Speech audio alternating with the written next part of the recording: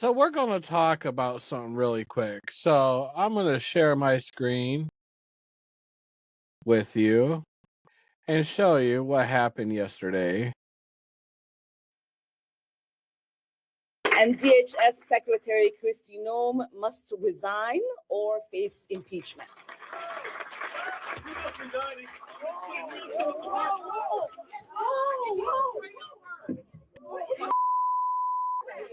I don't know. Well, here's the thing, and I'm going to share you some news.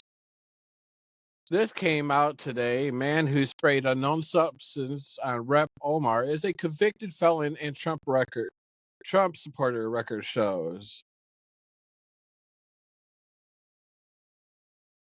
And for some reason, I gotta. Oh, that's right. Anyways, a man sprayed an unknown substance on Democrat Rep. Ilhan Omar and was tackled to the ground Tuesday during a town hall in Minneapolis, where tensions over federal immigration enforcement have come to a head after agents fatally shot an intensive care nurse and a mother of 3 this month.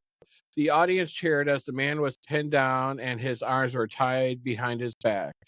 In video of the incident, someone in the crowd could be heard saying, "Oh my God, he sprayed something on her." Just before that, Omar had called for abolition of ICE and for Homeland Security Secretary Kristi Noem to resign or face impeachment.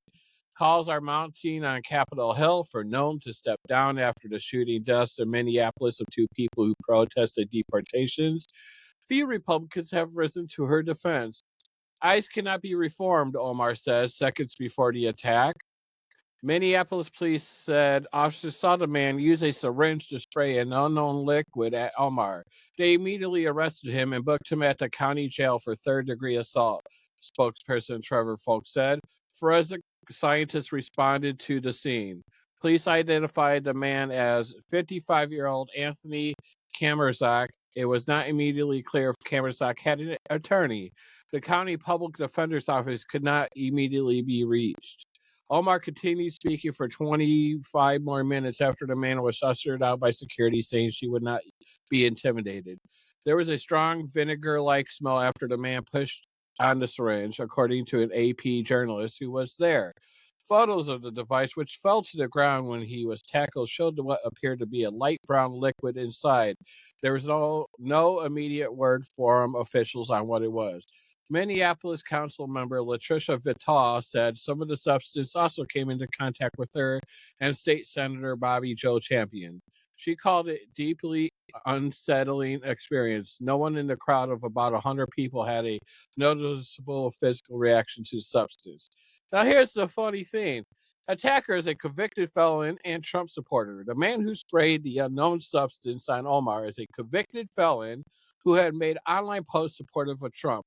Minnesota court records show Kazmierczak, 55, was convicted of felony auto theft in 1989 and has had multiple arrests for driving under the influence, along with a slew of traffic offenses. There are also indications he has had significant financial problems, including 2 bankruptcy filings. In a social media post, Kamerzak described himself a former network engineer who lives in Minneapolis. He's criticized Joe Biden and referred to Democrats as angry and liars. Trump wants the U.S. stronger and more prosperous, Kamerzak wrote. Stop other countries from stealing us. Bring back the fear that enemies back away from and gain respect that if anyone threatens ourselves or our friends, we will bleep them up. I'm going to stop there because I'm not going to read the rest of it. But you know how Trump supporters sit here and consistently tell us the left is the violent one, right? The left is the issue with this country. It's the left that's committing all the political violence here. I'm going to share you something here really quick here and show you source here. And this comes from the ADL here. So Domestic extremism related killings in the U.S. by perpetrator affiliation 2013 to 2022. Trump has discontinued keeping track of the political violence here, but as it was updated here, 75% of the political violence comes from right wing extremism.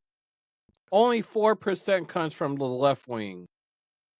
Domestic Islamist extremism is 20%, and 1% is other miscellaneous. Most of this violence that we're seeing is committed by far right wing, which is MAGA, Trump. Even when we see BLM here back in 2020, 93% of those protests were peaceful. The ones that didn't be peaceful were the ones where white supremacist groups flew over, like from Texas to Minnesota.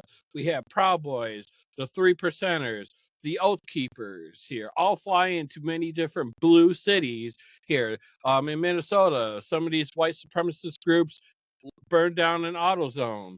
They burnt down a local PD here, then try to blame it on BLM. This is what right wing extremism does. They will go out there, commit the acts of violence, and not take accountability for those said actions. And I wanted to point that out. Peace.